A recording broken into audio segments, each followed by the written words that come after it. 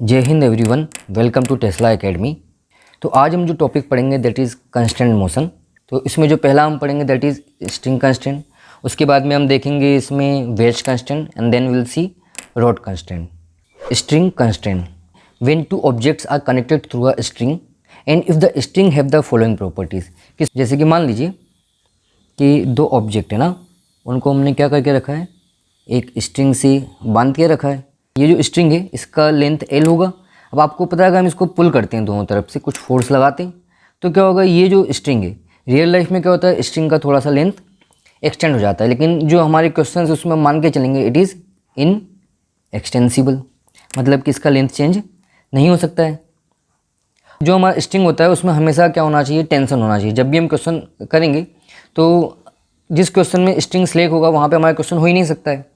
तो हमारा सेकंड अंजम्पशन है जो वो ये रहेगा कि स्ट्रिंग को हमेशा क्या रहना चाहिए, टाइट। तो आइए अब हम समझते हैं कि हम स्ट्रिंग कंस्ट्रेंट को कैसे यूज़ करेंगे। तो मान लीजिए ये आपके पास एक पुली और ब्लॉक का सिस्टम है। जैसे हम इसको रिलीज़ करते हैं तो आपको पता है जो मासेज हैं एज पर there masses they will move.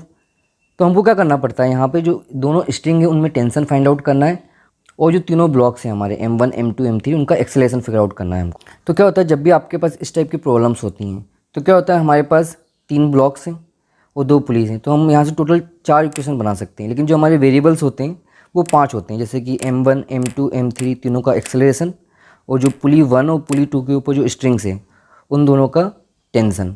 तो टोटल 5 वेरिएबल्स हो गए। तो जो 4 इक्वेशन है वो तो हमारी फ्री बॉडी डायग्राम से बन जाएगा, और जो 5वीं इक्वेशन होता है उसको हम स्ट्रिंग कंस्टेंट का यूज़ करके फाइंड आउट करते हैं। तो जैसे मान लीजिए कि ये जो स्ट्रिंग्स है इनका लेंथ हम मान लेते हैं x1 x2 x3 and x0।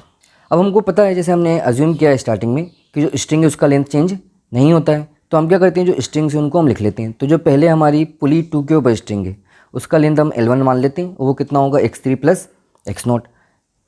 Similarly जो पुली 2 के ऊपर हमारा स्ट्रिंग है उसका लेंथ कितना होगा, अगर आप देखें M1 के ऊपर जो स्ट्रिंग है उसका अगर हम लेंथ निकालना चाहें तो उसको हम कैसे निकालेंगे, जो x1 है उसमें से हम क्या माइनस कर देंगे, x0 माइनस कर देंगे। सिमिलरली जो x2 है उसको निकालने के लिए हम क्या करेंगे, उसमें से भी x0 माइनस कर देंगे। अब क्या करते हैं हम, ये जो हमारा लेंथ 1 है x3 प्लस x0 इसको हम डिफ्रेंशिएट करते हैं विद रिस्पेक्ट टू टाइम, तो हमको मिलेगा dL1/dt। अब आपको पता है लेंथ इसका कांस्टेंट रहेगा, इसलिए कांस्टेंट का जो डिफ्रेंशिएशन होता है वो क्या होता है, 0 is equals to dx3/dt plus dx0/dt is equals to 0। तो हम बोल सकते हैं dx3/dt क्या होगा, rate of change of position of M3 जो कि होगा हमारा वेलोसिटी v3, प्लस जो dx0/dt होगा वो होगा हमारा v0 इज इक्वल्स टू 0। तो यहाँ से हम बोल सकते हैं v3 is equals to minus v0। अगर हम इस इक्वेशन को एक और बार डिफ्रेंशिएट करें तो हमको मिलेगा d2x3/dt plus d2x0/dt is equals to 0, और ये जो होता है हमारा दैट इज एक्सेलरेशन, तो हम बोल सकते हैं a3 is equals to minus a0। Similarly हम क्या करते हैं, जो हमारा लेंथ 2 है उसके लिए भी हम इसको अप्लाई करते हैं। तो L2 क्या था हमारा, x1 minus x0 plus x2 minus x0। इस इक्वेशन को हम डिफ्रेंशिएट करते हैं with respect to time again. तो जो dL2/dt है आपको पता है जो लेंथ है वो चेंज नहीं होगा, तो इसलिए वो हो जाएगा आपका 0। हम बोल सकते हैं dx1/dt minus dx0/dt plus dx2/dt minus dx0/dt। अब आपको पता है v0 जो है वो वेलोसिटी ऑफ पुली है आपका। सिमिलरली जो v1 v2 है वो दोनों ऑब्जेक्ट की वेलोसिटीज़ हैं, तो जब इसको हम सिंप्लीफाई करेंगे तो हमको मिलेगा v0 is equal to v1 plus v2/2। इस इक्वेशन को आप एक और बार डिफ्रेंशिएट कर दीजिए। तो जब इस इक्वेशन को आप अगेन डिफ्रेंशिएट करते हैं विद रिस्पेक्ट टू टाइम तो आपको मिलेगा d2x1/dt² minus d2x0/dt² plus d2x2/dt² minus d2x0/dt²। जब इसको हम फर्दर सिंप्लीफाई करते हैं तो हमको मिलेगा a1 plus a2 minus 2a0 is equal to 0, और a1 plus a2 plus 2a3 is equal to 0, क्योंकि हमको पता है जो a3 है that is equal to minus a0। Finally हमने जो ड्राइव किया इससे आपको याद क्या रखना है कि जो वेलोसिटी ऑफ पुली होता है that is equal to sum of the velocity of both the masses with direction divide by 2। Similarly जो एक्सेलरेशन ऑफ पुली होता है वो क्या होता है, acceleration of both the particle या both the masses divide by 2। और आप चाहें तो इसको याद रख सकते हैं क्योंकि हर बार आपका यही रिजल्ट आना है जब भी आप इसको सिंप्लीफाई करेंगे। आपको दिया हुआ है 2 block of mass M1 and M2 are attach at the end of inextensible string which passes over a smooth massless pulley. If m1 is greater than m2, find acceleration of each block, the tension in the string. m1 नीचे आएगा, m2 ऊपर की तरफ जाएगा। तो हम क्या करते हैं, जितने भी हमारे पास मासेस हैं, जैसे कि m1 और m2 है, तो दोनों का हम क्या करते हैं, फ्री बॉडी डायग्राम बना लेते हैं।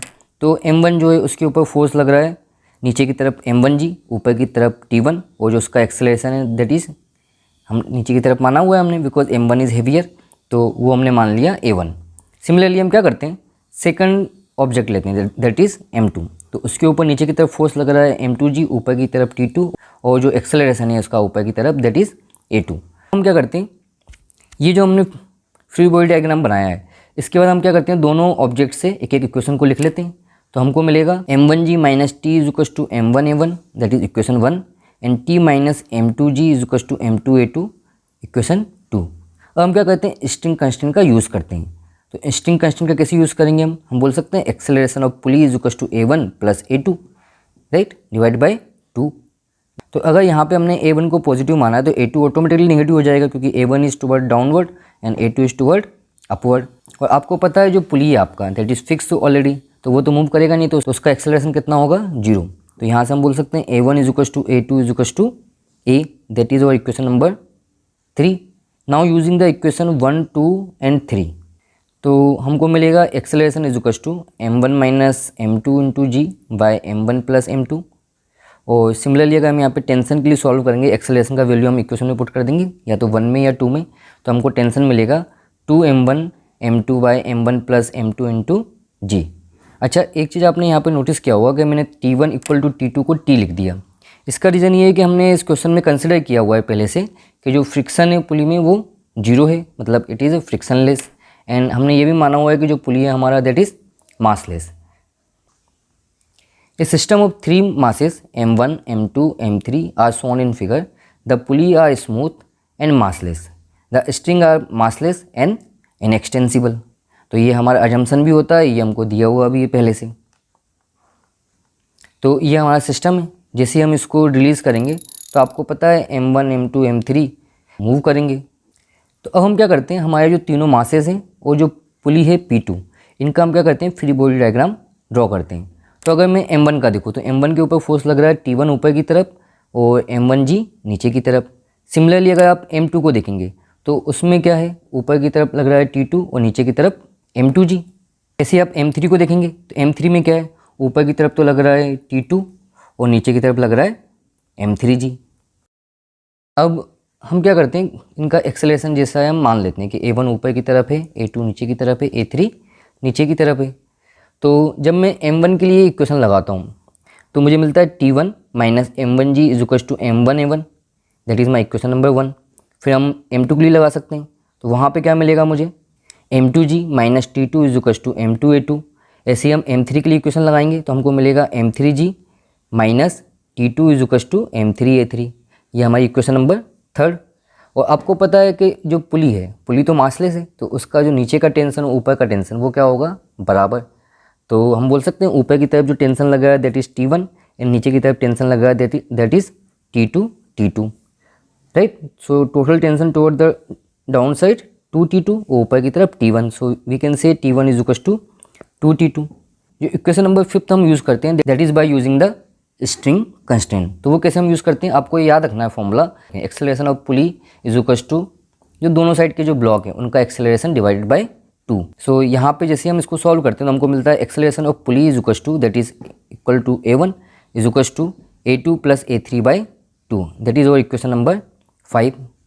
अब ये जो 5 इक्वेशन है, अगर इन पाँचों इक्वेशन को हम सॉल्व करते हैं तो हमको मिलेगा t1 is equal to 4m1 m2 m3g by 4m1 m2 plus m3 into m1 plus m2।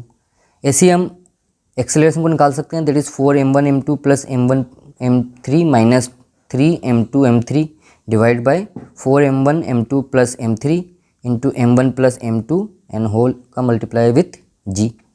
Similarly आप a2 निकाल सकते हैं, 3m1 m3 minus m2 m3 minus 4m1 m2 divided by 4m1 m2 plus m3 multiplied by m1 plus m2 और उसका multiply with g। Similarly you will gate a3 also, 4m1 m2 minus m3 into m1 plus m2 divide by 4m1 m2 plus m3 into m1 plus m2 into g। The figure shows one end of string being pulled down at constant velocity v। तो ये वाला जो and है इसको हम constant velocity v से नीचे की तरफ पुल कर रहे हैं। Find the velocity of mass as a function of x। ये जो मास है इसका वेलोसिटी होगा ऊपर की तरफ, इसको आपको निकालना है इन टर्म ऑफ x। तो हम क्या करेंगे, ये वाला जो एंड है इसको नीचे की तरफ पुल करेंगे। तो आप देखेंगे जो आपका मास है वो लगातार कहाँ जा रहा है, ऊपर की तरफ मूव करेगा। तो इस क्वेश्चन को सॉल्व करने के लिए हम स्ट्रिंग कंस्ट्रेंट का यूज़ करेंगे। हम क्या करेंगे, यहाँ की जितनी भी लेंथ है इन सबको मान लेंगे L1, L2 एंड L3। और आपको पता है जो इसकी टोटल लेंथ है वो क्या रहेगी, कांस्टेंट रहेगी।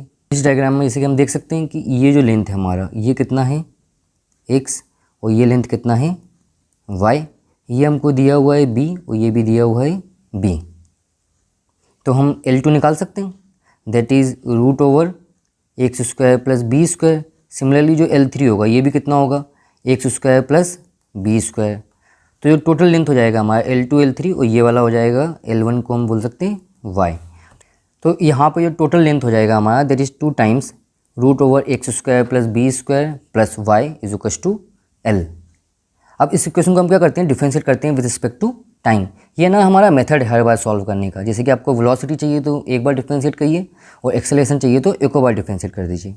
On differentiating you will get 2/2 over 2 root of X square plus B square into, यहाँ पर हम चेन रूल का यूज़ करेंगे।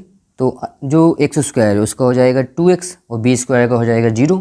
देन अगेन x का डिफरेंशिएशन dx/dt। सिमिलरली जो y होगा उसका differentiation dy/dt is equal to 0, क्योंकि l जो है आपका दैट इज़ कांस्टेंट। तो जो कांस्टेंट का डिफरेंशिएशन होता है दैट इज़ ऑलवेज 0। तो यहाँ पे हमको ऑलरेडी दिया हुआ है कि dy/dt कितना है v। तो जब हम इस वैल्यू को dy/dt की जगह पुट करते हैं और इसको सिंप्लीफाई हम करेंगे तो हमको मिलेगा dx/dt is equal to minus v/2x into root of X square plus B square. तो ये जो होगा that is the velocity of this mass as a function of x।